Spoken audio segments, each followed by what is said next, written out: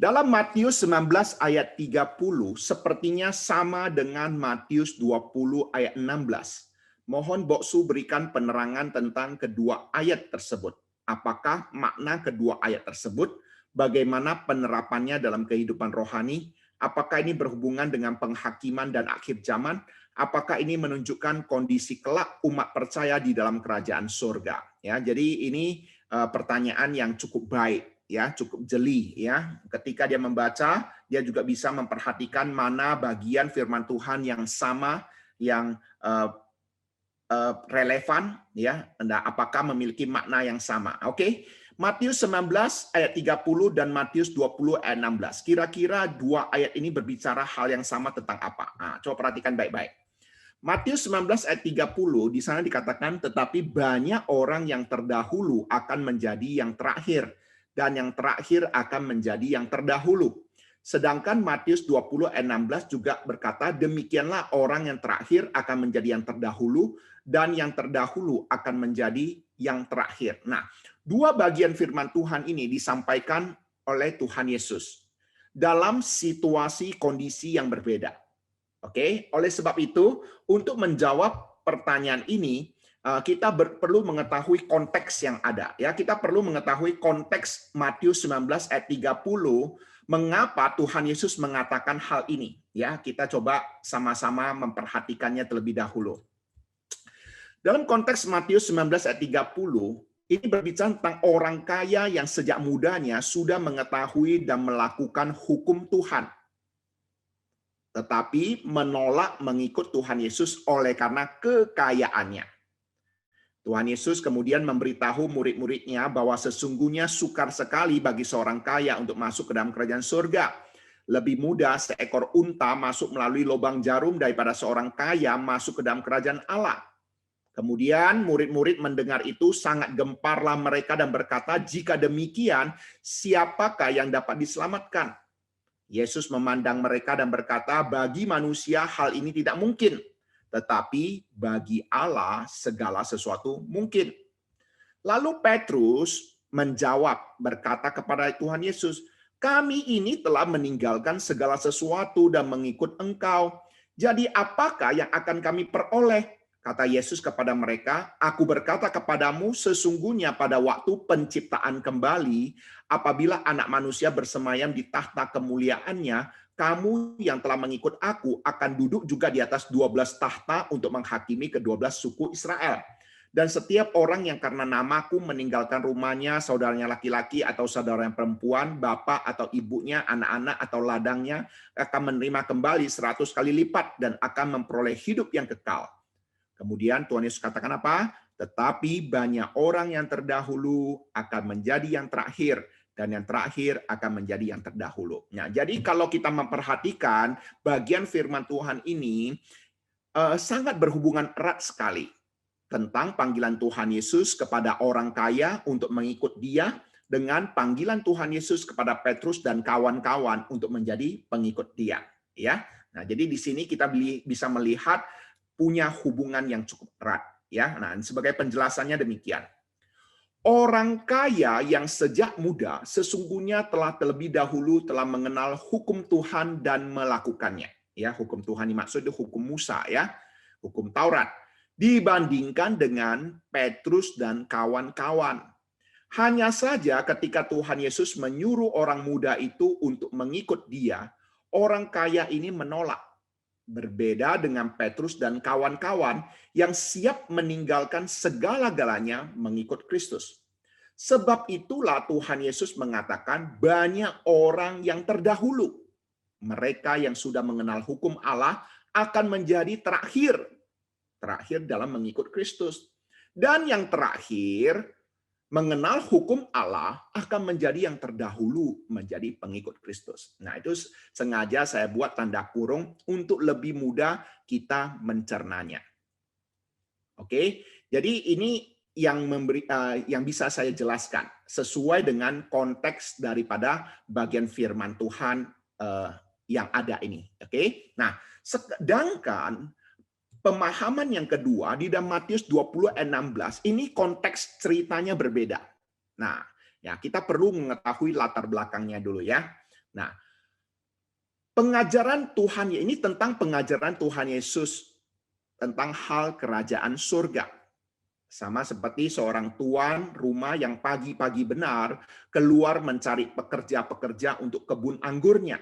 Setelah ia sepakat dengan pekerja-pekerja itu mengenai upah sedinar sehari, ia menyuruh mereka ke kebunnya jam 9 pagi, jam 12, jam 3 petang, kemudian jam 5 petang. Artinya jam 9 ada satu orang, jam 12 ada satu orang, jam 3 ada satu orang, kemudian sore jam 5 ada satu orang. Ya, ketika hari malam, tuan itu berkata kepada mandornya, "Panggillah pekerja-pekerja itu dan bayarkan upah mereka mulai dari mereka yang masuk terakhir hingga mereka yang masuk terdahulu." Maka datanglah mereka yang mulai bekerja kira-kira pukul 5 sore ya, dan mereka menerima masing-masing 1 dinar.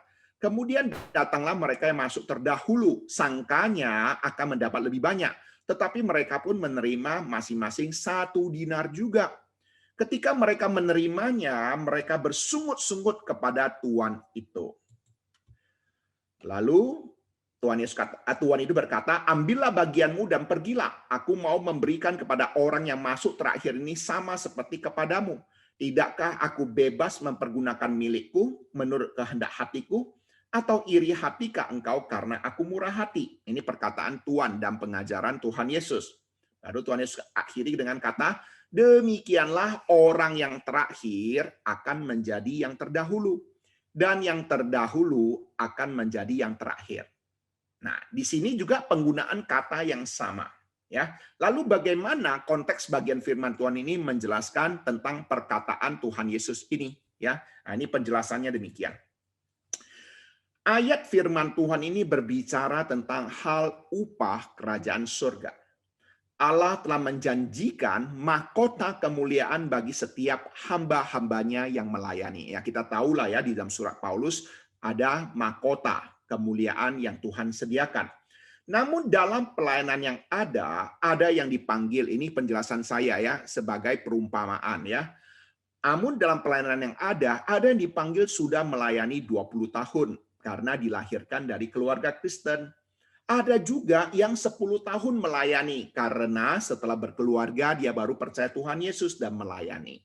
Namun ada juga yang baru mulai pelayanan 2 tahun karena baru saja punya kesempatan mengenal Tuhan dan melayani. Nah, ketika mereka menghadapi tahta pengadilan Allah, ya artinya ketika sudah meninggal dunia menghadapi tahta pengadilan Allah, upah yang diberikan kepada mereka adalah sama adanya, yakni mahkota kemuliaan.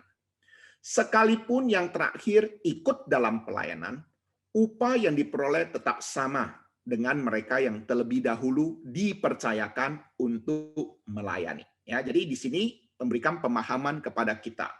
Nah, kalau kita tahu Tuan itu memberikan 1 dinar untuk yang masuk 5 sore, jam 3 sore, jam 12 siang, dan 9 pagi, itu sama. Karena apa? Sesuai dengan perjanjian. Ya, sama seperti Tuhan juga memberikan perjanjian di dalam firman-Nya bahwa setiap orang yang melayani ada upah dalam pelayanan, ya, yaitu mahkota yang Tuhan sediakan bagi kita, ya. Jadi bukan lamanya kita melayani baru dapat mahkota kemuliaan, tetapi kesetiaan kita, ya. Nah, namun menjadi pertanyaan yang baru bagi kita, ya. Pertanyaannya begini, ya. Coba nanti kita jawab di chat, ya. Seseorang yang dilahirkan dari keluarga Kristen atau bukan, siapa yang tentukan? Ayo coba kita sama-sama lihat kira-kira seseorang yang dilahirkan dari keluarga Kristen atau bukan, itu siapa yang tentukan? Ya, Tuhan yang tentukan. Kita sendiri tidak bisa memilih mau dilahirkan dari keluarga Kristen atau tidak. Ya kan? Jadi hari ini kalau kita dilahirkan dari keluarga Kristen, kemudian kita bisa melayani lebih lama, itu anugerah daripada Tuhan, ya, di mana Tuhan sendiri yang menentukan kita dilahirkan di keluarga Kristen, ya kan, dibandingkan dilahirkan dari keluarga non-Kristen. Oke? Nah, sekarang pertanyaan kedua. Pertanyaan keduanya demikian. Bila 2 orang sama-sama dilahirkan dari keluarga Kristen, tetapi yang satu setia melayani Tuhan sejak muda, kemudian yang lain sudah mau meninggal dunia baru melayani Tuhan. Apakah upahnya sama? Nah, ayo sekarang jawab. Sama atau tidak? Sama, sama, sama. Sama. Oke. Perhatikan. Saya sudah menduga teman-teman akan menjawab sebagian besar jawab sama. Perhatikan baik-baik. Sebenarnya pertanyaan ini kondisinya sama. Mereka punya kesempatan yang sama, dilahirkan dari keluarga Kristen. Dengan kata lain, mereka punya kesempatan yang sama. Kalau tadi di dalam pertanyaan saya, itu kondisi berbeda.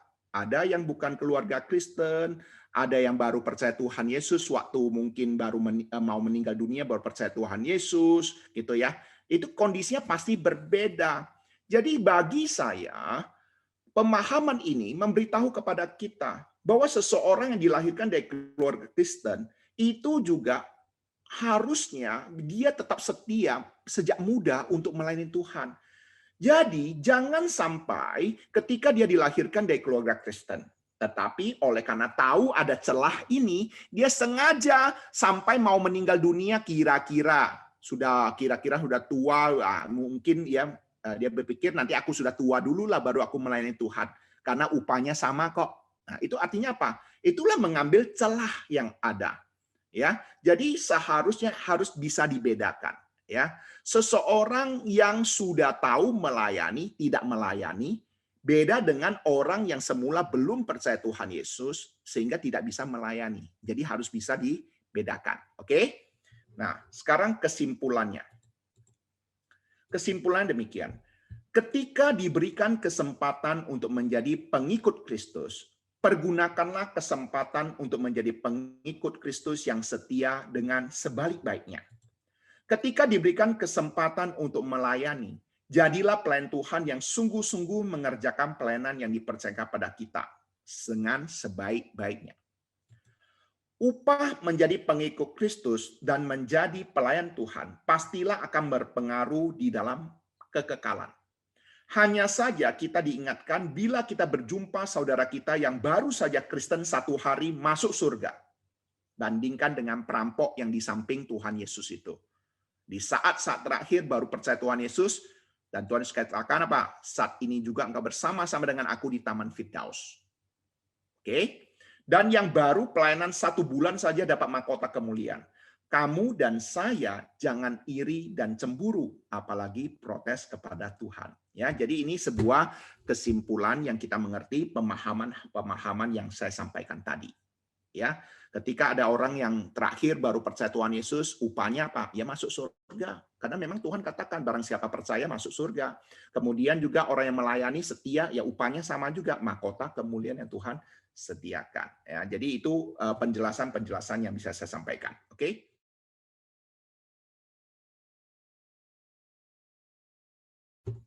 Matius 6 ayat 22 sampai 23. Mata adalah pelita tubuh. Jika matamu baik, teranglah seluruh tubuhmu. Jika matamu jahat, gelaplah seluruh tubuhmu. Jadi jika terang yang ada padamu gelap, betapa gelapnya kegelapan itu. Apakah yang dimaksud dengan mata di dalam ayat tersebut? Perhatikan di sini, ada 2 jenis mata, yaitu mata yang baik, mata yang jahat. Oke, sekarang kita perlu memberikan penjelasan. Ini pertanyaan sederhana sih. Ya kalau mau jawab secara sederhana ya bisa, tapi saya pikir cobalah kita menjawabnya dengan pemahaman. Jadi ada landasan tafsiran dan buku-buku yang bisa dipertanggungjawabkan untuk menjawab pertanyaan ini. Oke. Ada 2 jenis mata yang dimiliki manusia, yakni mata baik dan mata jahat. Ayat 22-23. Mata adalah pelita tubuh. Itu sudah jelas. Dan tugas mata adalah menemukan dan menuntun. Oke, nah sekarang kita lihat penjelasan mata. Yang pertama, mata hati. Jika kita mempunyai kecenderungan pada kebaikan dan kemurahan hati, maka hati itu akan menuntun orang untuk melakukan tindakan-tindakan Kristiani. Seluruh tutur katanya akan penuh dengan terang, penuh dengan bukti-bukti dan teladan-teladan kekristenan sejati. Dan ini semua adalah ibadah yang murni dan yang tak bercacat di hadapan Allah Bapa kita. itu penuh dengan terang, penuh dengan perbuatan-perbuatan baik yang merupakan terang kita yang bercahaya di depan orang. Jadi apa yang ada di dalam hati terpancar keluar.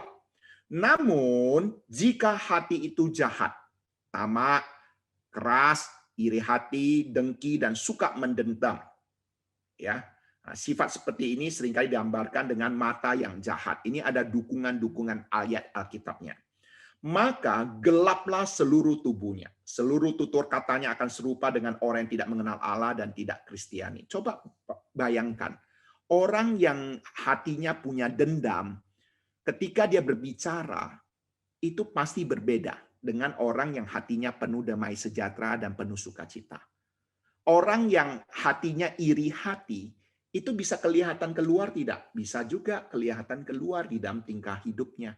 Jadi perhatikan, di sini memberikan pemahaman kepada kita tentang mata hati, ya, yang bisa terpancar keluar. Kemudian yang kedua, mata pengertian. Mata menilai segala perbuatan nyata dan berfungsi sebagai hati nurani. Fungsinya bagi indera-indera kejiwaan lain sama seperti fungsi mata bagi tubuh yang membimbing dan mengarahkan gerak-gerik anggota tubuh yang lain. Jika mata itu baik, jika mata membuat penilaian yang baik dan benar dan sanggup membedakan hal-hal yang berlainan, terutama dalam hal memilih untuk mengumpulkan harta yang benar, maka mata ini akan menuntun segala perasaan dan tindakan dengan benar. Sehingga semuanya ini akan penuh dengan terang, anugerah, dan penghiburan. Perhatikan baik-baik. Seseorang yang bisa melihat ke arah yang positif, hatinya akan penuh dengan ucapan syukur.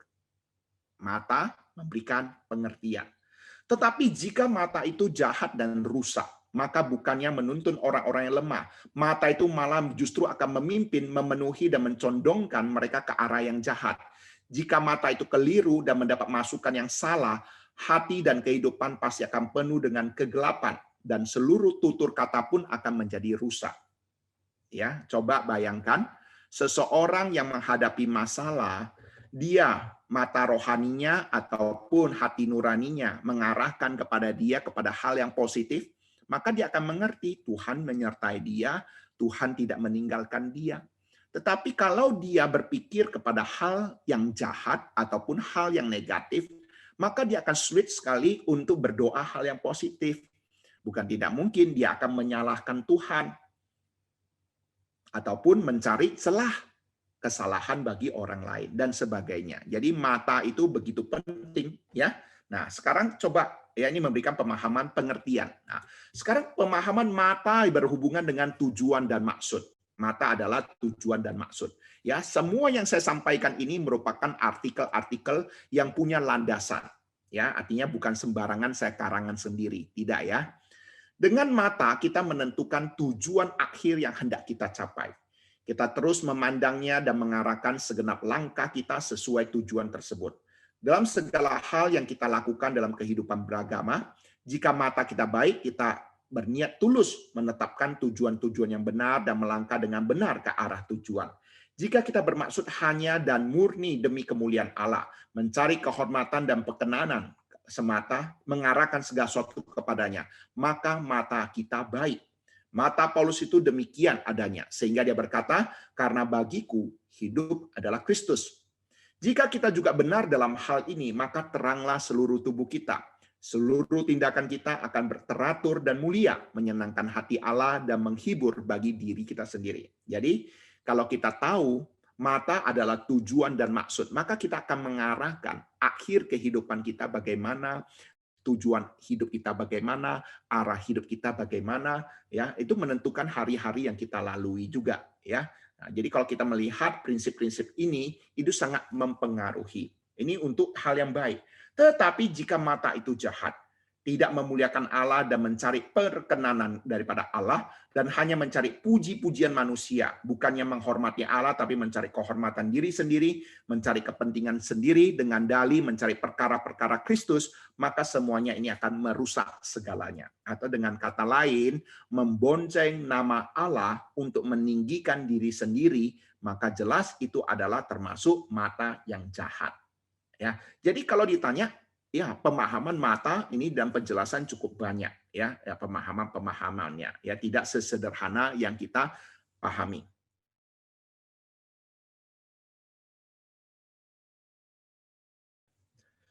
Ulangan 19 ayat 14.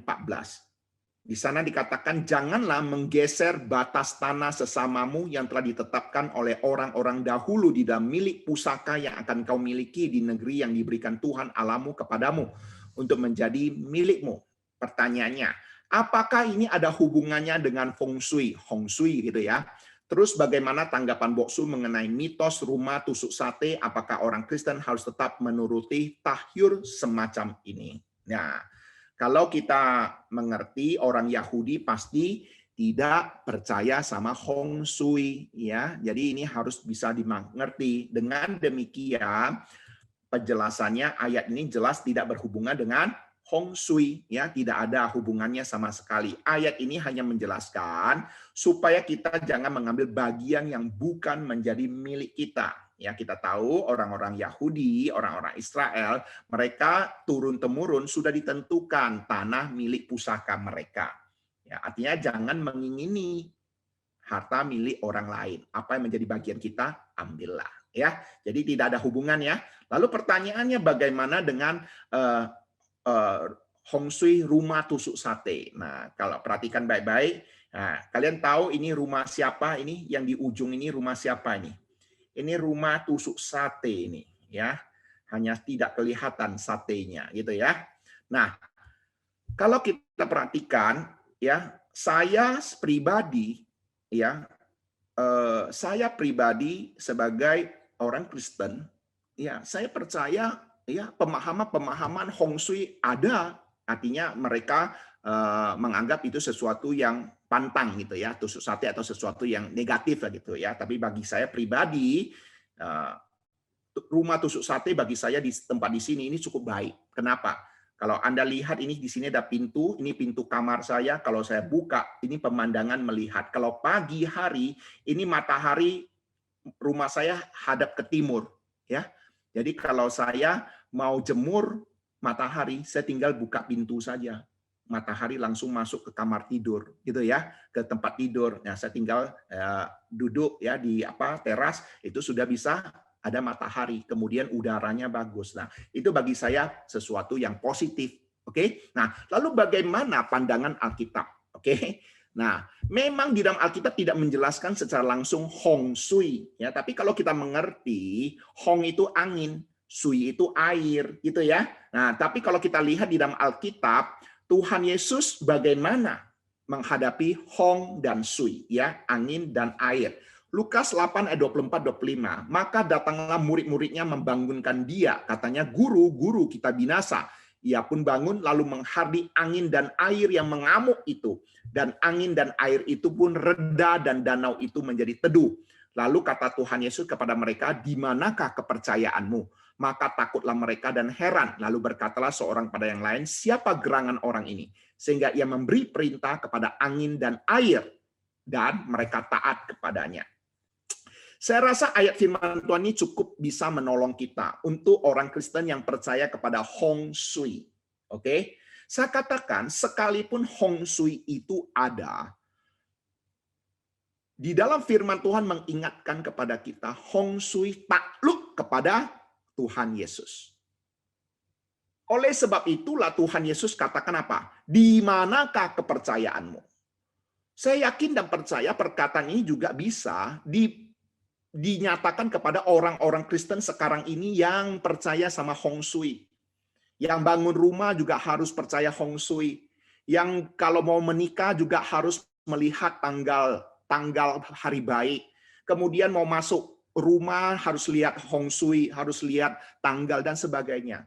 Sebenarnya perkataan Tuhan Yesus ini, di manakah kepercayaanmu, ini juga boleh ditujukan kepada orang-orang Kristen yang demikian.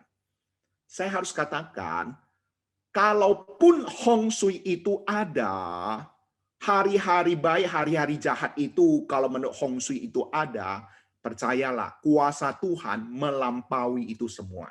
Kuasa Tuhan Yesus menaklukkan itu semuanya. Oleh sebab itu, kita sebagai orang Kristen jangan sampai ikut-ikutan mempercayai Hong Shui demikian. Oke, kenapa? Kuasa Tuhan melampaui itu semua. Lebih baik kita percaya kuasa Tuhan Yesus saja. Ya, nah, jadi ini jawaban sederhana saya.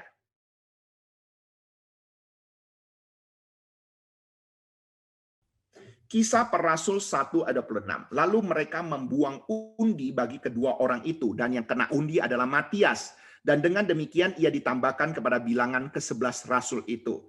Nah, ini perlu ketahui latar belakangnya ya. Ketika Yudas Iskariot sudah bunuh diri, ya, rasul tinggal 11 ya, murid-murid Tuhan Yesus tinggal 11. Lalu mereka berkumpul, mereka membuang undi untuk mencari pengganti Yudas Iskariot. Ya, nah, lalu pertanyaan demikian, apakah membuang undi di sini sama dengan yang dilakukan secara tradisi Chinese? Ya, jelas beda ya.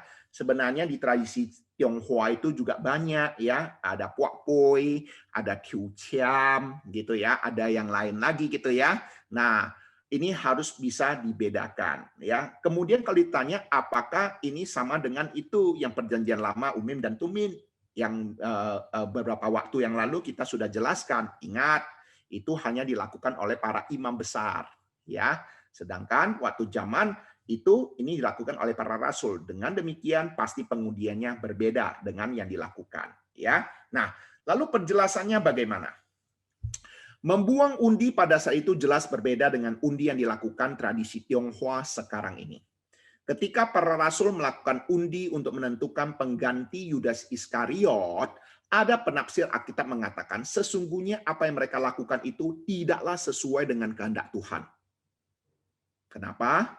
Karena ketika mereka hendak menambahkan satu orang rasul lagi untuk menjadi bagian dari 12 rasul, sesungguhnya Tuhan Yesus telah mempersiapkan Rasul Paulus untuk menjadi bagian dari 12 rasul tersebut. Nah, Anda setuju, tidak setuju, ini soal kedua. Yang jelas, ini ada penafsiran yang berkata demikian. Oke?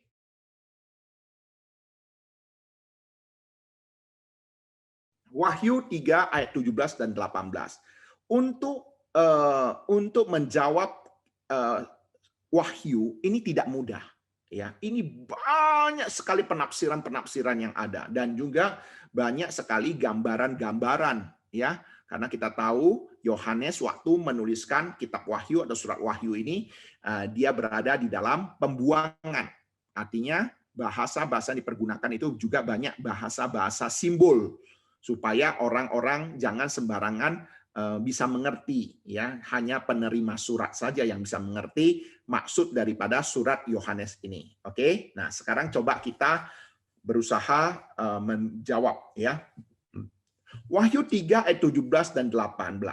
Karena engkau berkata, aku kaya dan aku telah memperkayakan diriku dan aku tidak kekurangan apa-apa. Dan karena engkau tidak tahu bahwa engkau melarat dan malang, miskin, buta, dan telanjang. Maka aku menasihatkan engkau supaya engkau membeli daripadaku emas yang telah dimurnikan dalam api, agar engkau menjadi kaya dan juga pakaian putih, supaya engkau memakainya, agar jangan kelihatan ketelanjanganmu yang memalukan, dan lagi minyak untuk melumas matamu, supaya engkau dapat melihat. Pertanyaannya, mengapa kondisi jemaat di Laodikia dikatakan mereka merasa diri kaya, tetapi sesungguhnya mereka melarat? Dan mengapa Tuhan Yesus menyuruh mereka membeli emas dan pakaian putih dari Tuhan? Apakah itu dan bagaimanakah itu emas dan pakaian putihnya itu gitu ya? Nah, apa maksudnya? Kira-kira demikian ya. Oke. Sekarang coba kita memberikan pemahaman ya, dan Wahyu 3 ayat 17 dan 18 dan makna rohani di dalamnya. Saya rasa untuk menjawab pertanyaan ini yang jauh lebih penting yaitu makna rohaninya. Oke. Nah, kondisi jemaat di Laodikia bisa dibilang sebagai gereja tanpa Yesus Kristus. Inilah jemaat Laodikia. Kota makmur, kaya raya yang terkenal dengan industri garmen, obat mata, dan perbankan. Namun, kelimpahan materi tidak jarang membutakan mata rohani dan menumpulkan mata hati. Sehingga dalam prakteknya, jemaat Laodikia dan warganya malah memuakkan Tuhan. Ngerinya, mereka merasa nyaman dengan kondisi itu. Perkenanan Tuhan diukur dengan kekayaan materi, sementara keseharian mereka sebagai jemaat semakin jauh dari mempertuhankan Kristus. Nah, Coba kita bandingkan dengan kondisi sekarang. Orang menganggap diberkati dalam segi apa? Kalau materi. Benar ya? Itu baru disebut berkat Tuhan. Ya, itu sesuatu yang jelas sekali. Sebenarnya ketika mereka tujuan datang ke gereja hanya untuk kekayaan, untuk kelimpahan, untuk kemakmuran, sebenarnya bukan Kristus yang menjadi Tuhan mereka. Ya, ini harus kita perhatikan. Itu makanya itu sama seperti jemaat di Laodikia.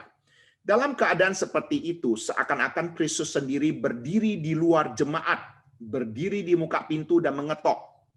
Gambaran ini menunjukkan kenyataan yang menyedihkan. Raja gereja yang berkuasa penuh atas segenap ciptaan Allah tidak diakui lagi otoritasnya dalam kiprah bergereja orang-orang Laodikia. Yesus Kristus mungkin masih dipuja sebagai Tuhan dalam kebaktian dan persekutuan. Namanya masih digunakan dalam doa-doa, tetapi otoritasnya tidak berlaku dalam segala aktivitas gerejawi lainnya. Juga kehidupan pribadi, keluarga, pekerjaan, dan sebagainya. Jemaat Laodikia ingin bebas dan tidak lagi bergantung pada Kristus dan enggan hidup di bawah firman dan bimbingan rohnya. Ya, ini menjadi perhatian bagi kita. Nah, pemahaman di dalam ayat 18 di sana dikatakan, maka aku menasihatkan engkau supaya engkau membeli daripadaku emas yang telah dimurnikan dalam api, agar engkau menjadi kaya, dan juga pakaian putih supaya engkau memakainya, agar jangan kelihatan ketelanjanganmu yang memalukan, dan lagi minyak untuk melumas matamu supaya engkau dapat melihat. Ini adalah sebuah seruan pertobatan bagi jemaat Laodikia.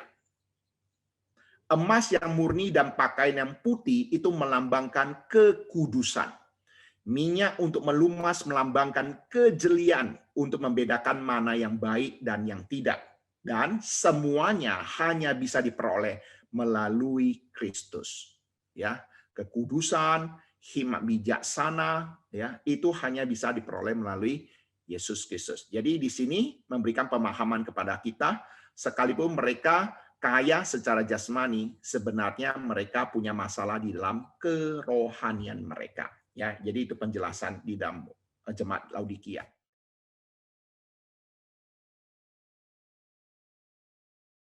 Wahyu 3 ayat 1 sampai 3. Dan dituliskanlah kepada jemaat di Sardis, inilah firman Dia yang memiliki ketujuh roh Allah dan ketujuh bintang itu. Aku tahu segala pekerjaanmu. Engkau dikatakan hidup, padahal engkau mati. Bangunlah dan kuatkanlah apa yang masih tinggal yang sudah hampir mati, sebab tidak satu pun dari pekerjaanmu aku dapati sempurna di hadapan Allahku. Karena itu ingatlah bagaimana engkau telah menerima dan mendengarnya. Turutilah itu dan bertobatlah, karena jikalau engkau tidak berjaga-jaga, aku akan datang seperti pencuri dan engkau tidak tahu pada waktu di manakah aku tiba-tiba datang kepadamu. Pertanyaannya, bagaimanakah dan mengapa kondisi jemaat di Sardis yang dikatakan hidup, tetapi sesungguhnya mati? Ya, jadi kalau kita memperhatikan di dalam jemaat-jemaat yang ada, itu ada celah-celah yang mereka lakukan. Kemudian ada seruan-seruan daripada Tuhan untuk pertobatan bagi mereka. Ya, ini ciri yang harus kita perhatikan. Tuhan, Raja Gereja, menegur keras sidang jemaat di Sardis yang dikatakan hidup padahal engkau mati. Indikatornya, tidak ada satupun dari pekerjaanmu aku dapati sempurna di hadapanku. Tentu saja ini merupakan suatu keadaan yang sangat gawat. Barangkali yang terjadi di sana adalah keduniawian sudah begitu mewarnai sidang jemaat, sehingga tidak lagi tertarik pada hal-hal yang menyangkut kerajaan Allah. Berbagai aktivitas yang dikerjakan mungkin saja berwujud Kristen, tetapi esensinya tidak lagi. Tujuannya semakin jauh dari tugas dan panggilan yang diemban, gereja Yesus Kristus. Namun Tuhan masih minta mereka bertobat. Dengan kata lain, dalam murkanya, Kristus masih memberikan kesempatan. Ya, kesempatan untuk bertobat yang secara radikal mengembalikan orientasi hidup mereka sebagai sidang jemaat maupun warga jemaat kepada ketuhanan Kristus dalam segala sesuatu. Ya, ini menjadi perhatian bagi kita. Gereja yang kelihatannya rohani, tetapi nyatanya di hadapan Tuhan mati. Ini sesuatu yang serius, ini sesuatu yang gawat. Seakan-akan gereja dalam keseharian aktivitas pelayanannya cukup sibuk, tetapi di mata Tuhan tidak ada satupun yang sempurna. Ini sesuatu yang patut menjadi perhatian bagi kita juga. Ya, ini sesuatu yang serius bagi kita. Ya, keberadaan gereja hanya secara formalitas, ya mungkin hanya mengisi acara, tetapi makna-makna rohani di dalamnya apakah berkenan kepada Tuhan atau tidak. Nah, ini patut menjadi pembelajaran rohani bagi setiap kita juga, ya. Oleh sebab itu, ini juga menjadi peringatan bagi kita. Ketika kita datang beribadah kepada Tuhan, apa tujuan utama kita? Untuk diri sendirikah atau untuk Tuhan? Kalau untuk diri sendiri tujuan utama kita beribadah kepada Tuhan, melayani kepada Tuhan, maka tidak ada bedanya kita dengan jemaat-jemaat yang dicelah oleh Tuhan, ya, ataupun yang disampaikan di dalam kitab Wahyu ini. Ya, ini menjadi perhatian bagi kita, ya.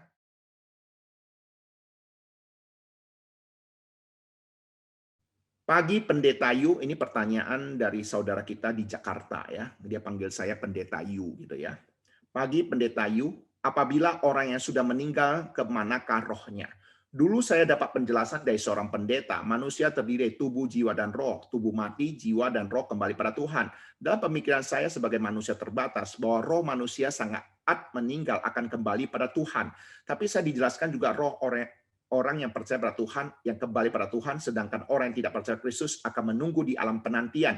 Saat kedatangan Tuhan Yesus kedua kali, orang yang mati belum percaya akan diadili, sedangkan orang yang percaya akan masuk dalam kemuliaannya. Apakah benar pemahaman tersebut di atas? Oke.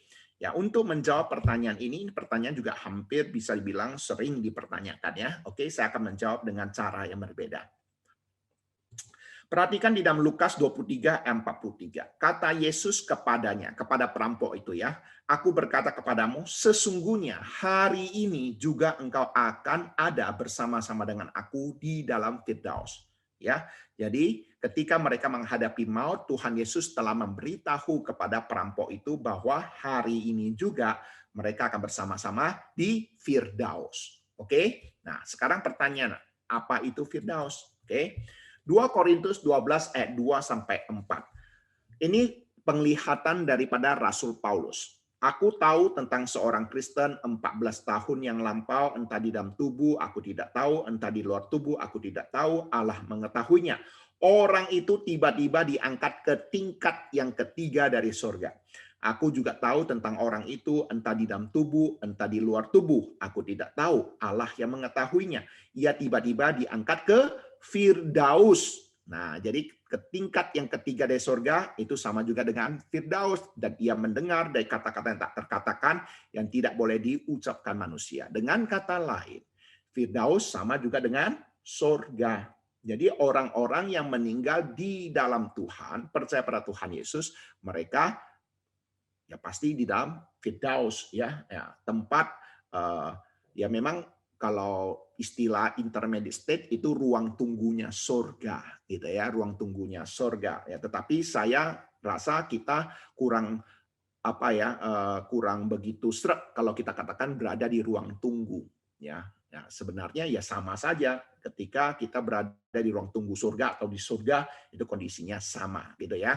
Nah, bagi mereka yang belum percaya kepada Tuhan Yesus, itu kondisi mereka bagaimana? Mereka sudah mengalami penderitaan. Ya, itu masih ingat ya kisah orang kaya dan Lazarus. Mereka sudah menghadapi penderitaan. Namun penghakiman yang sesungguhnya akan juga dilaksanakan ketika Tuhan Yesus datang kedua kali. Nah, penghakiman itu menentukan yang bagaimana. Itu pasti ada maksud Tuhan di dalam tahta pengadilan Allah atau waktu penghakiman itu. Pasti ada hal lagi. Ya, orang mati akan dibangkitkan dan akan mengalami pengadilan daripada Tuhan. Ya.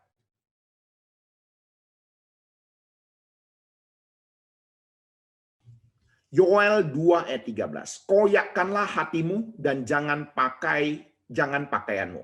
Berbaliklah kepada Tuhan Allahmu, sebab Ia pengasih dan penyayang, panjang sabar dan berlimpah kasih setia, dan Ia menyesal karena hukumannya. Nah, apa maksudnya koyakkanlah hatimu, Pak? Terima kasih. Ini pertanyaan yang sangat baik. Ya, kalau kita memperhatikan latar belakang orang-orang Israel ketika mereka sudah berbuat kesalahan ataupun mereka menghadapi kedukaan yang sangat mendalam, maka yang dikoyakkan itu adalah pakaian mereka. Ya, coba kita lihat ya. Yosua 7 ayat 5. Sebab orang-orang Ai menewaskan kira-kira 36 orang dari mereka. Orang-orang Israel itu dikejar dari depan pintu gerbang kota itu sampai ke Sebarim dan dipukul kala di lereng. Lalu tawarlah hati bangsa itu amat sangat. Yosua pun mengoyakkan jubahnya dan sujudlah ia dengan mukanya sampai ke tanah di depan tabut Tuhan hingga petang, bersama dengan para tua-tua orang Israel sampai menaburkan debu di atas kepalanya. Nah, ini menunjukkan sebuah kedukaan yang sangat-sangat mendalam dan juga sebuah penyerahan pertobatan di hadapan Tuhan. Oke. Nah, ini istilah seringkali dipergunakan ya, mengoyak jubah, mengoyak pakaian gitu ya. Nah, kemudian kalau kita memberikan penjelasan, koyakkanlah hatimu dan jangan pakaianmu. Ini suatu tuntutan akan agama moral dan etika. Pertobatan harus dirasakan dalam hati, tidak boleh hanya ritual, artinya bukan hanya yang kelihatan. Yoel seperti semua nabi sejati menuntut hati yang hancur dan kehidupan bersih yang mengikutinya. Pertobatan bukan sesuatu yang dilakukan, melainkan sesuatu yang layak dihargai. Bukan pengoyakan pakaian sebagai penyataan kesedihan yang mendalam atau kedukaan yang mendalam, melainkan kehancuran dalam batin, kerinduan, kesedihan yang sangat dan mengoyakkan hati. Ya, jadi pemahaman mengoyak hati itu ada sebuah pertobatan yang sungguh-sungguh dari dalam hati. Ya.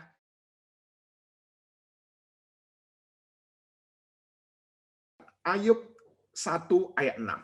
Pada suatu hari datanglah anak-anak Allah menghadap Tuhan, dan di antara mereka datanglah juga iblis. Nah, ini pertanyaan yang cukup kritis ya. Yang menjadi pertanyaan saya adalah, apakah saat itu iblis menghadap Allah di surga? Apakah iblis bisa berada di surga? Ayo, siapa bisa berikan jawaban? Oke, silakan. Kira-kira apakah iblis menghadap Allah di surga? Ya atau tidak? Kalau iblis menghadap Allah di surga, itu dengan kata lain apa? Iblis bisa masuk surga kan? Bisa berada di surga kan? Itu kan kondisinya. Ya, oke, baik. Kita coba sama-sama perhatikan ya. Kalau kita memperhatikan ayat firman Tuhan ini, coba saya ingin tanya. Yang bertemu pada suatu hari datanglah anak-anak Allah menghadap Tuhan, dan di antara mereka datanglah juga iblis. Yang berjumpa anak-anak Allah menghadap Tuhan, ini Tuhan Yesus atau Allah Bapa. Menurut kita itu yang ditemui oleh anak-anak Allah dan iblis itu kira-kira Tuhan Yesus atau Allah Bapa. Yesus. Oke, kalau kita mengerti bahwa Yesus datang ke dalam dunia, lahir ke dalam dunia, berarti sebelum dia datang ke dunia, dia berada di dalam kerajaan surga, benar ya? Ya, namun yang menjadi pertanyaan kita adalah, apakah iblis bisa berada di surga? Ya, oke, baik, kita coba sama-sama menjawabnya. Ini pertanyaan yang bagus dan jeli. Perhatikanlah. Apakah Tuhan hanya berada di surga saja? Ini patut menjadi perhatian kita. Apakah Tuhan bisa berada di bumi? Ini patut kita ketahui.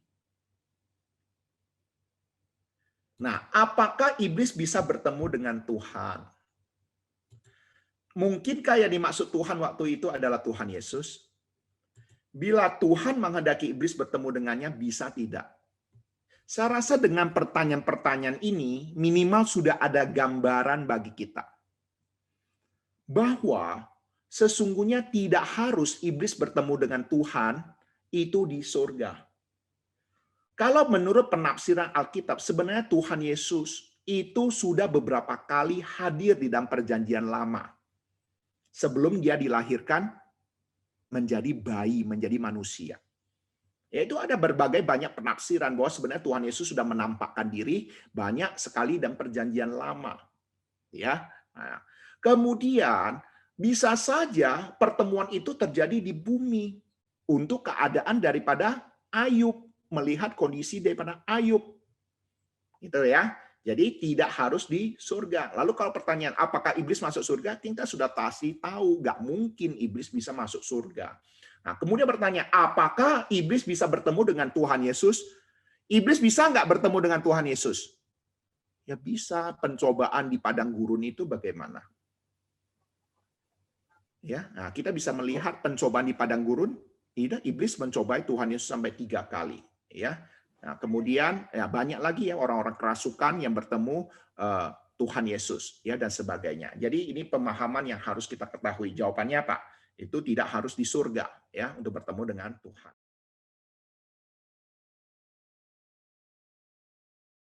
Saya ingin bertanya Pak, kalau misalkan ingin memberikan persembahan pada Tuhan berupa sapi, caranya bagaimana Pak? Di perjanjian lama memang ada dijelaskan Pak, harus memberikan kepada imam dan lain-lain. Tapi itu kan saat zaman sebelum Tuhan Yesus datang Pak. Jadi dalam zaman sekarang kalau mau mempersembahkan persembahan berupa hewan ternak, itu boleh tidak? Dan bagaimana caranya Pak? Terima kasih ya Pak. Ya, ini pertanyaan karena konteksnya kita berada di kota. Tapi kalau kita berada di kampung, di pedesaan, itu juga banyak jemaat yang memberikan persembahan tidak berupa uang. Ini perlu kita ketahui. Hanya saja kita memahami ini dalam konteks kita hidup di perkotaan. Padahal di daerah pedalaman, ya di daerah pedesaan, perkampungan banyak juga yang tidak mempergunakan uang. Mereka pakai hasil pisang lah, ubi lah, jagung lah, bisa juga. Nah, kalau ditanya, Pak, kalau di perkotaan mau persembahkan sapi kepada siapa? Ya, saya katakan ya coba persembahan kepada gereja melalui saya saja. Nanti sapinya saya jual, uangnya saya kasih ke persembahan. Kira-kira begitu saja sih. Ya, bendahara gereja ada kok ikut tanya jawab ini. Ya, nah, dia juga tahu. Cuma harga sapi saya tidak tahu saja. Ya, itu mungkin yang perlu kita pahami. Jadi hanya kita perlu mengetahui konteksnya lah. Makanya kadang-kadang kita menjelaskan membaca Alkitab dalam konteks kita sekarang ini punya kesulitan. Ya, tapi cobalah kita menyelami, memahami firman Tuhan itu bukan hanya dari konteks kita, tapi konteks di mana firman Tuhan itu ditulis. Oke?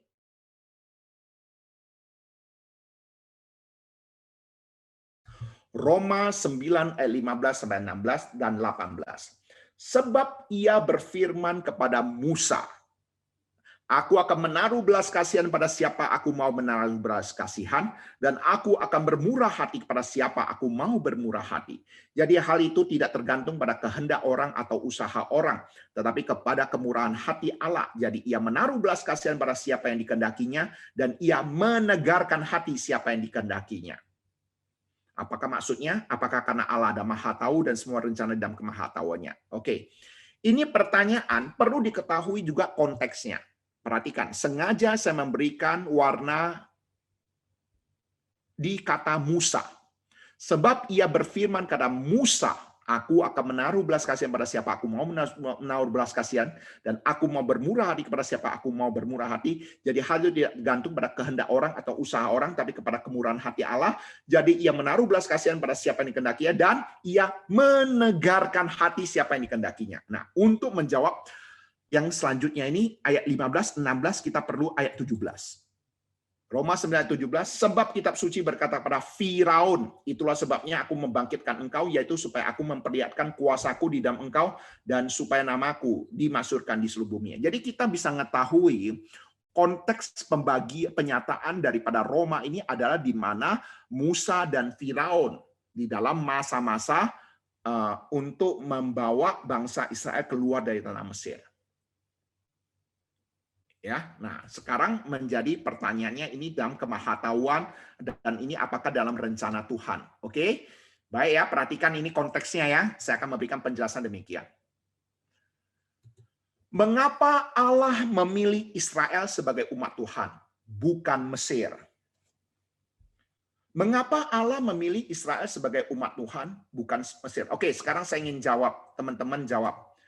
Ayo, siapa bisa jawab? Mengapa Allah memilih Israel sebagai umat Tuhan dan bukan Mesir?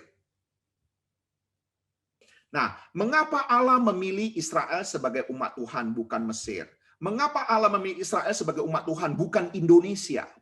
Mengapa Allah memilih Israel sebagai umat Tuhan, bukan orang Singapura? Mengapa Allah memilih Israel sebagai umat Tuhan, bukan orang Jepang? Bagaimana jawabannya?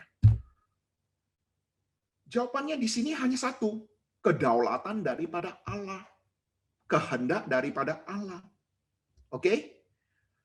Kemudian, kalau kita memperhatikan lagi, mengapa Allah menegarkan hati Firaun sehingga tulah demi tulah harus dinyatakan di Mesir sampai harus ada 10 tulah? Mengapa Allah menegarkan hati Firaun? Nah, kalau kita mau jawab pertanyaan ini, jawabannya ada di dalam ayat ke-17.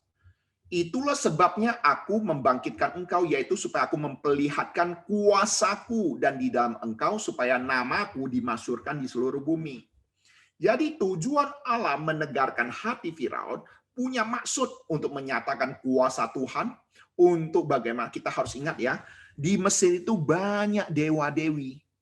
Dan mereka masing-masing mereka percaya punya kemampuannya masing-masing.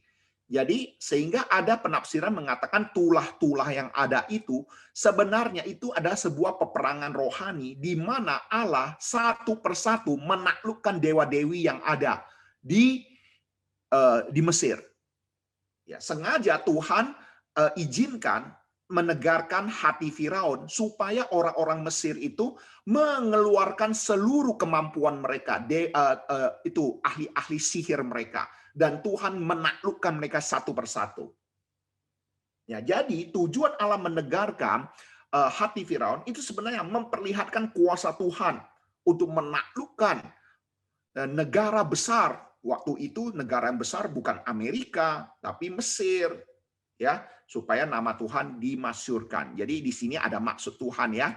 Jadi itu pemahaman yang harus kita pahami. Nah, ayat ini berbicara tentang kedaulatan Tuhan dalam bertindak. Nah, kalau ditanya apakah ada hubungan dalam kemahatauan Tuhan? Ya jelas pasti ada. Ingat loh ya, Allah bertindak tidak seperti kita menduga kira-kira nanti begini atau begitu. Tetapi ketika Allah merencanakan sesuatu dalam waktu yang bersamaan, dia juga sudah tahu hasilnya bagaimana. Tidak seperti kita, karena Allah tidak dibatasi oleh waktu. Ya kan? Nah, sekalipun Allah bertindak di dalam kemahatauan dia, bukan berarti bahwa segala sesuatu yang Allah lakukan dalam kemahatauannya terlebih dahulu. Seakan-akan Tuhan hanya bersifat aktif meresponi saja. Artinya apa? Oh, ketika Allah melihat, meramal, oh nanti bangsa Israel begini loh, begitu. Oh Mesir akhirnya nanti sembah dewi. Ah, kalau begitu jangan Mesir lah, Israel. Jadi kalau begitu Allah bertindak di dalam kemahatauan terlebih dahulu, itu sepertinya Allah hanya meresponi keadaan tertentu. Ya, tetapi satu hal yang harus kita ketahui, Allah bisa saja murni berinisiatif aktif menetapkan. Ya, jadi ini harus kita bisa bedakan. Ya, Allah bisa saja murni berinisiatif aktif menetapkan. Ya, ini berbicara tentang bangsa Israel dan Mesir ya, dan menegarkan hati Firaun dalam konteks demikian. Ya, konteks itu ya. Nah, seringkali ini juga berhubungan dengan keselamatan. Bagaimana dengan keselamatan manusia? Apakah Allah berdaulat menentukan keselamatan manusia terlebih dahulu? Ya, nah disinilah perbedaan antara predestinasi dan preeminence grace. Ya, predestinasi keselamatan hanya bagi sebagian orang, yaitu umat pilihan yang dipilih oleh Allah. Sedangkan preeminence grace, keselamatan ditawarkan bagi seluruh umat manusia. Nah, Gereja Metodis menganut preeminence grace, sedangkan Reform menganut predestinasi. Ya, untuk ini saya tidak akan memperdebatkannya karena di sini argumentasinya masing-masing ada, tetapi satu hal yang sama adalah apa? Keselamatan adalah pemberian daripada Tuhan. Ya, dan ini harus kita pahami. Ya, nah itu yang bisa saya jelaskan.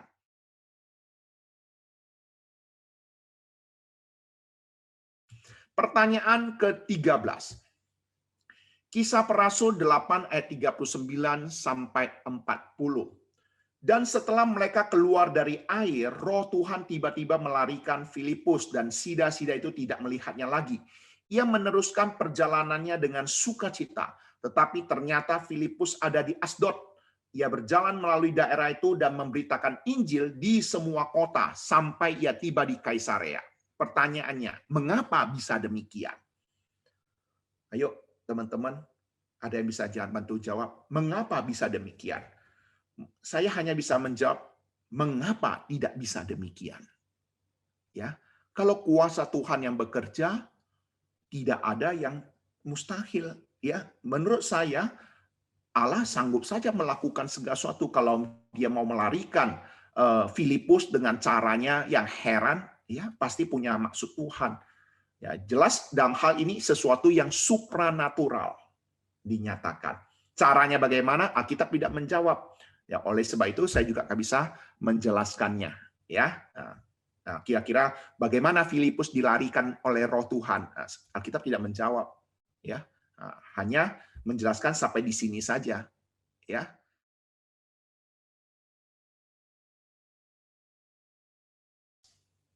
Pagi Boksu, saya ada pertanyaan tidak mengerti, mohon penjelasannya. Di dalam Zakaria 11 ayat 4 sampai 12, apakah perumpamaan atau penglihatan ya? Kemudian Yerusalem 1000 tahun dengan surga sama enggak? Terima kasih Boksu. Oke, perhatikan. Untuk Zakaria 11 ayat 4 sampai 12, apakah ini perumpamaan atau penglihatan? Coba kita baca dulu. Ya. Zakaria 4 11 4 12. Ini penjelasannya saja ya. Zakaria melakukan nubuat, mengambil alih penggembalaan umat Tuhan dari gembala palsu. Bagian tertentu perikop ini dapat dimengerti sebagai menggambarkan pelayanan Yesus di dunia. Sebagian lagi tidak. Yesus datang untuk menggembalakan umat yang berdosa, yang sedang dihukum Allah. Dua tongkat yang melambangkan kemurahan dan persatuan di dalam ayat ke-7 menjadi ciri khas pelayanan Yesus. Kehadirannya membongkar kepalsuan gembala gadungan, namun umat yang bebal tetap menolak digembalakan. Bahkan penolakan itu berujung pada pemecatan sang gembala dengan bayaran 30 keping perak. Bandingkan dengan bayaran yang diterima Yudas ketika menjual Yesus. Jadi perhatikan Zakaria 11 ayat 4 sampai 12. Ini sebenarnya memiliki makna rohani nubuatan apa yang terjadi dengan gembala agung kita Yesus Kristus yang dijual dengan 30 keping perak. Ya, jadi di sini berbicara tentang nubuatan yang terjadi dalam diri Yesus Kristus.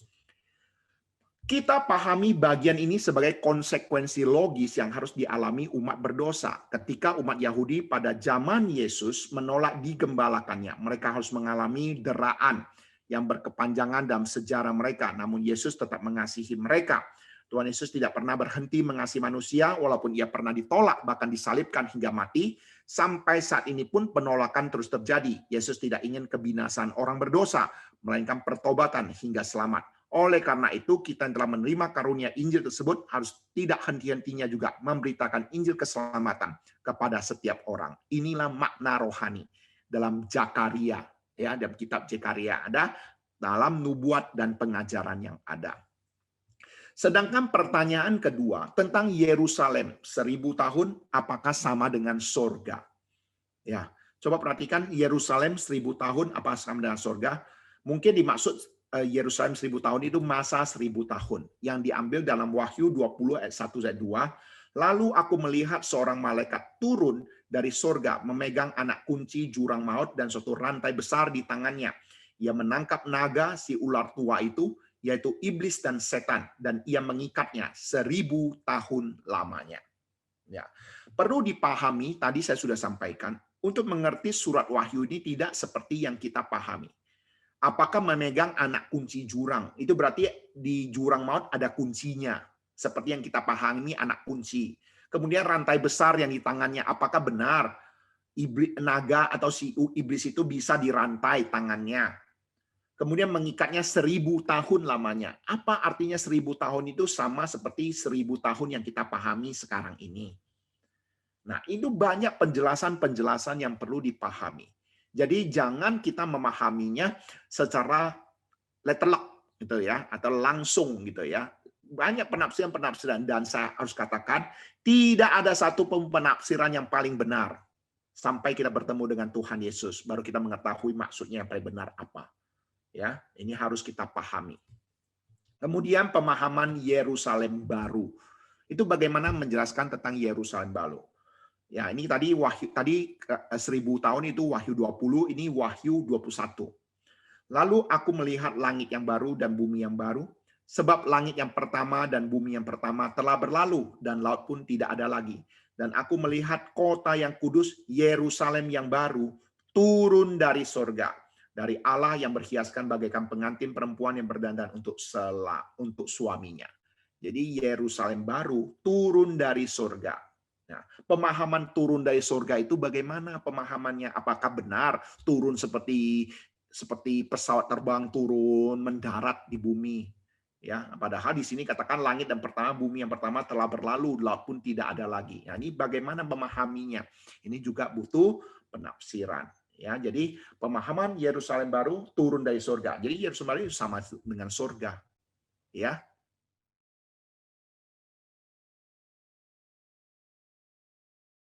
Markus 1:24-25. Apa urusanmu dengan kami, hai Yerusalem orang Nazaret? Engkau datang hendak membinasakan kami. Aku tahu siapa engkau yang kudus dari Allah. Tetapi Yesus menghadiknya, katanya, diam, keluarlah daripadanya. Mengapa Tuhan Yesus menyuruh roh jahat itu diam dan keluar? Mengapa Tuhan Yesus tidak mengizinkan para roh itu berbicara tentang dia? Gitu loh, ya. Ini pertanyaan yang baik sekali. Nanti dalam khotbah saya akan jelaskan, ya. Dalam khotbah, karena kita dalam minggu ini tiap minggu akan membahas Injil Markus, ya. Saya akan menjelaskan lebih detail, ya, dalam detail, ya. Jadi kalau teman-teman ikut khotbah saya, setiap khotbah saya itu saya membahas per ayatnya, ya. Jadi setiap ayat Alkitab itu saya berusaha untuk tidak saya luputkan untuk melihat kebenaran yang ada. Oke. Nah, untuk menjawab ini salah satu tafsiran favorit saya, ya, yaitu tafsiran Matthew Henry. Ini memberikan penjelasan demikian.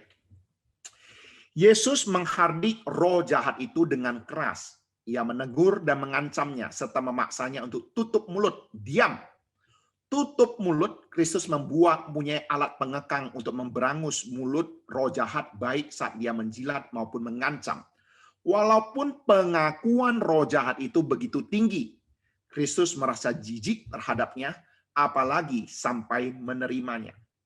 Ada orang yang mengakui bahwa Kristus adalah yang kudus dari Allah. Agar di balik pengakuan itu mereka bisa terus melakukan rancangan mereka yang jahat. Ingat, ini dihubungkan ya dengan manusia yang meninggikan Kristus, tetapi di balik mereka, mereka mengatakan meninggikan Kristus, hati mereka merancangkan yang jahat. Namun pengakuan mereka justru semakin menjijikkan bagi Tuhan Yesus karena memanfaatkan namanya sebagai pembenaran untuk berbuat dosa. Dan oleh sebab itu harus dibungkamkan dan dipermalukan.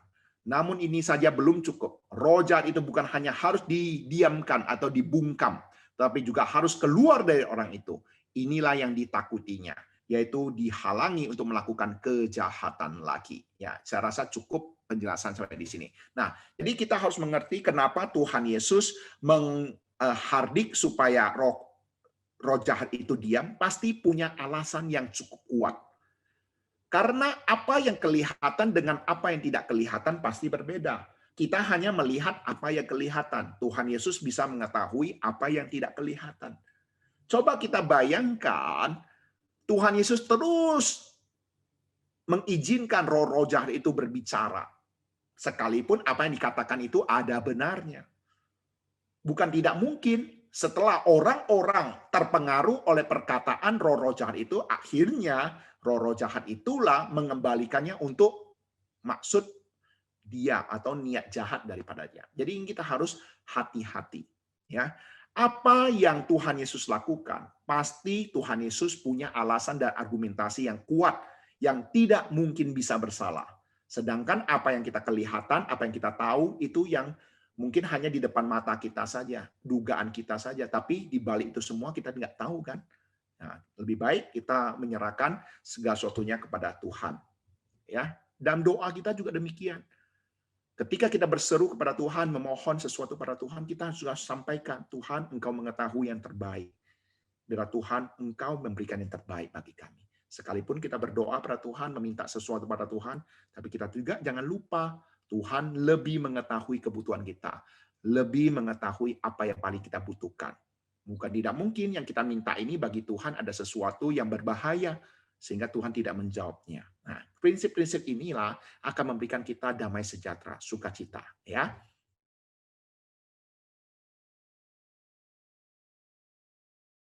Markus 1 ayat 16 sampai 18. Ketika Yesus sedang berjalan menyusul Danau Galilea, ia melihat Simon dan Andreas, saudara Simon, mereka sedang menebarkan jala di danau sebab mereka penjala ikan.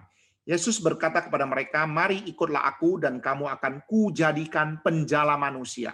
Lalu mereka pun segera meninggalkan jalannya dan mengikuti dia. Penjala manusia, apakah itu penjala manusia? Ayo jawab. Yuk bantu jawab. Apakah itu penjala manusia? Kalau dimaksud dengan penjala manusia, itu bukan beda dengan memancing ya. Menjala dan memancing beda. Menjala artinya apa? Kita harus bagaimana berusaha ya untuk membawa jiwa itu bukan hanya satu atau dua, tapi bagaimana kita bisa membawa jiwa-jiwa itu banyak di hadapan Tuhan. Pertanyaan kedua, mengapa bisa sampai begitu cepatnya dan yakinnya Petrus dan Andreas, Yohanes, Yakobus langsung segera meninggalkan pekerjaan mereka dan langsung saja mengikut Tuhan Yesus ketika Tuhan Yesus memanggil mereka? Logikanya benar. Mengapa Petrus, saudara dan saudara-saudaranya dan juga yang lain itu begitu mudah menjadi pengikut Yesus? Ketika Tuhan Yesus menyuruh mereka meninggalkan jala, meninggalkan segala sesuatunya, mereka langsung meninggalkan semuanya dan mengikut Dia. Logikanya ini sesuatu yang tidak mudah, bukan? Tetapi di balik ini semua, saya juga harus mengakui di sinilah ada kuasa supranatural, wibawa daripada Tuhan Yesus, kuasa daripada Tuhan Yesus dalam perkataannya. Ketika Dia menyuruh mereka untuk ikut, ya, saya yakin dan percaya di balik ini ada hal-hal yang supranatural yang membuat Petrus dan kawan-kawan akhirnya mereka siap meninggalkan segala-galanya mengikut Dia. Ya, itu mungkin jawaban yang bisa saya sampaikan.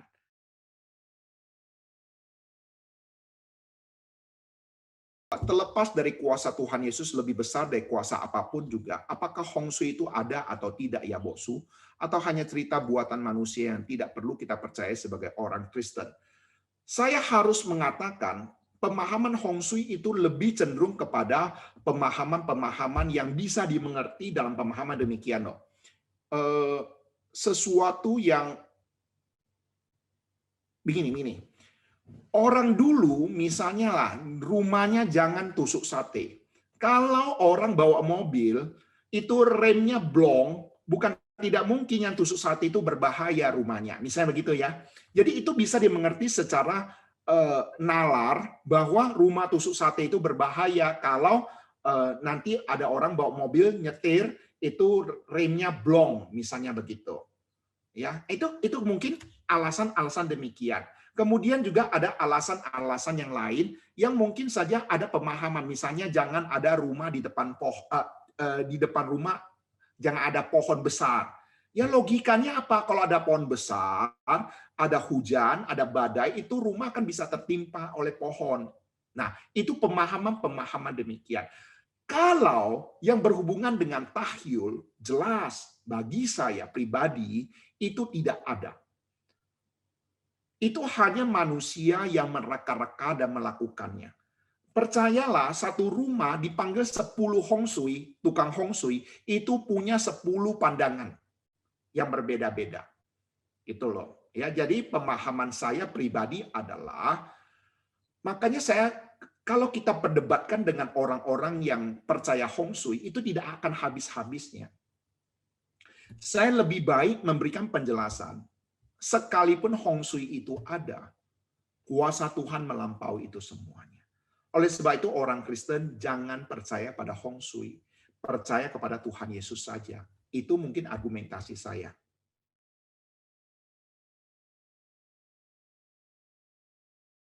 Boksu bisa share apa saja dimaksud dengan pelayanan. Selain pelayanan di dalam gereja, banyak hal. Mengasihi sesama, membantu orang-orang yang menderita, itu pelayanan. Mendoakan kami hamba-hamba Tuhan, ya di rumah, mendoakan saudara-saudara kita yang sakit. Sekarang sudah banyak yang terinfeksi COVID, banyak yang kehilangan pekerjaan. Ingat, yang dimaksud dengan pelayanan, tidak semua yang bisa kelihatan oleh manusia baru pelayanan. Tetapi, banyak pelayanan yang bisa kita kerjakan, yang mana kita dengan Tuhan tahu. Saya rasa itu jauh lebih penting daripada pelayanan-pelayanan yang kelihatan. Namun demikian, bukan berarti ini menjadi satu celah bagi kita. Kalau begitu, aku tidak perlu dong pelayanan yang kelihatan. Bukan begitu maksudnya. Kalau Tuhan percayakan untuk pelayanan yang kelihatan, ya lakukan dengan baik dan setia. Tapi kalau kita sampai sekarang tidak tahu, kita berdoa pada Tuhan, Tuhan, apa yang bisa saya kerjakan di dalam melayani Engkau? Ya, di masa-masa COVID ini, terus berdoa pada Tuhan supaya Tuhan juga buka cara, buka jalan untuk bisa terus melayani. Ya, misalnya membantu anak-anak yang tidak bisa membayar uang sekolah. Nah, kita punya kemampuan. Nah, kita juga telepon guru atau kepala sekolah yang ada. Kira-kira ada nggak anak yang sekarang ini orang tuanya kesulitan membayar uang sekolah? Nih, tolong bantu bayarin supaya anak-anak bisa tetap sekolah. Nah, misalnya hal-hal demikian. Ini salah satu contoh. Jadi banyak hal yang bisa dikerjakan ya di dalam pelayanan, tidak harus kelihatan di dalam gereja.